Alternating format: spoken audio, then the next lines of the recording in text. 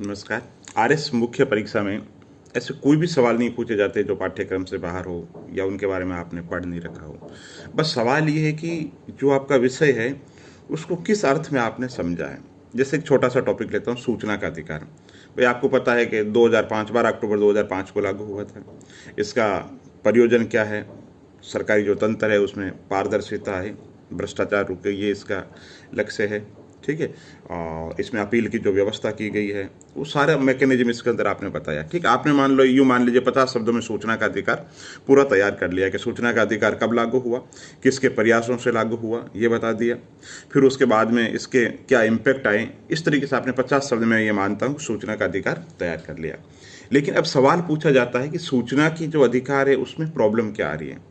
अब जब सवाल ये पूछा जा रहा है तो आपने जो घर से पढ़ा है वो सारा बेकार हो गया, तो फिर आपको नया लिखना पड़ेगा। अब आप ये सोचोगे कि नया किस किस पे लिखें, है ना, किस किस पे नोट्स बनाएं। जो पाठ्यक्रम के जो मूल पॉइंट है वही कवर नहीं हो रहे। नहीं दोस्तों, जो आपका विषय है, पिछले सालों के पेपर देखोगे तो आपको एक बात पक्की लगेगी कि जो सवाल पूछे जा रहे हैं सीधे नहीं पूछे जाते। टॉपिक वही है जो आपके पाठ्यक्रम में है, लेकिन उससे संबंधित अप्लाइड मतलब व्यवहारिक है ना, दैनिक जिंदगी के अंदर उसका क्या प्रयोग हो रहा है, उसमें क्या प्रॉब्लम आ रही है, उस तरीके से सवाल पूछा जाता है। तो दोस्तों, दैनिक जिंदगी में जब कोई भी सूचना के अधिकार की बात नहीं हो, कोई भी समस्या की बात हो, एक औसत बुद्धि आम आदमी क्या सोचता है ना, और क्या होना चाहिए, तो प्रॉब्लम क्या हो सकती है दोस्तों। प्रॉब्लम कोई भी हो, है ना, क्या हो सकती है कि भाई सूचना का अधिकार है ना, मैं एक कंज्यूमर हूं या एक आम ग्राहक हूं, मैं सूचना लेना चाहता हूं, सरकारी तंत्र देना नहीं चाहता, नंबर 1। ठीक है।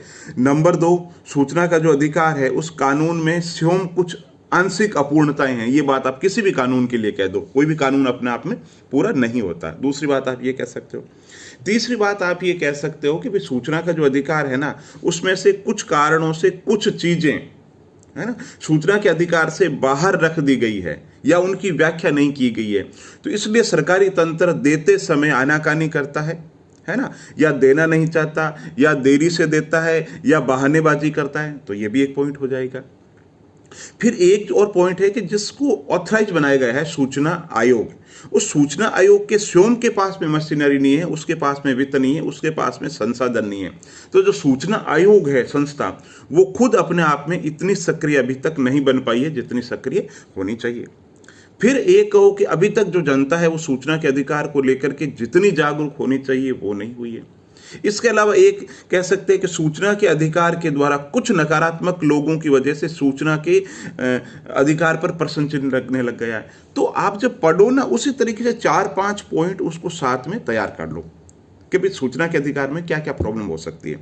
तो दोस्तों, प्रॉब्लम कोई भी टॉपिक हो उसमें प्रॉब्लम क्या होगी, या तो कोई आर्थिक प्रॉब्लम होगी, या कोई राजनीतिक प्रॉब्लम होगी, या कोई व्यक्तिगत प्रॉब्लम होगी, या कोई संगठन है तो संगठनिक प्रॉब्लम होगी। तो कहने का मतलब है कोई भी जो टॉपिक है आप उसको समझो, है ना। इसी तरीके जैसे आप मान लो, सपोज आप पढ़ रहे हो कि पारदर्शिता, तो अब वापस सोचो कि पारदर्शिता में क्या बाधा है। आप पढ़ रहे हो सोशल ऑडिटिंग, तो जरूरी नहीं कि सोशल ऑडिटिंग में कमियां पूछे, लेकिन आप मेंटली प्रिपेयर होना चाहिए, क्योंकि आप घर से रट के जा रहे हो सोशल ऑडिटिंग क्या है 50 शब्दों में, और सवाल पूछ रहे हैं सोशल ऑडिटिंग वो कौन से उद्देश्य हैं या कौन से कारण हैं जिनकी वजह से सोशल ऑडिट है वो पूर्णतः सफल नहीं हो पाई है। तो कहने का मतलब जिस भी विषय को पढ़ो एक दृष्टि रखो कि भाई अगर इसमें ये सीधा साधा सवाल नहीं पूछ करके इसका इम्पैक्ट और प्रॉब्लम पूछ ले या आलोचना पूछ ले, तो हमारे पास में कुछ पॉइंट होने चाहिए।